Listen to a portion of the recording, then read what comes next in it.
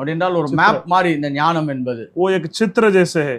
அப்படி என்று சொன்னால் ஒரு இடத்திலிருந்து இன்னொரு இடத்துக்கு எப்படி நகர்வது என்பதை நம்மளுக்கு காண்பித்து கொடுப்பது தான் ஞானம் என்று சொல்லலாம். तो एक जगह से दूसरे जगह को में कैसे हम लोग जाते हैं बोल के कुछ चित्र को कुछ चिन्ह को हम लोग देखते हैं, वैसे ही ஞானம் என்பது வெறும் அறிவுகளை சார்ந்தது மட்டுமல்ல, ஞானம் என்பது ஒரு அசைவுகளை சார்ந்ததாக இருக்கிறது. जो ज्ञान केवल ज्ञान नहीं है, वो कुछ जगह से दूसरे जगह जानने के लिए एक जानकारी है। ஒரு இடத்திலிருந்து இன்னொரு இடத்திற்கு, இல்லாவிட்டால் ஒரு நிலைகளிலிருந்து இன்னொரு நிலைகளுக்கு மாற்றப்படுவதற்கான வரைபடமாக நாம் பார்க்கிறோம்.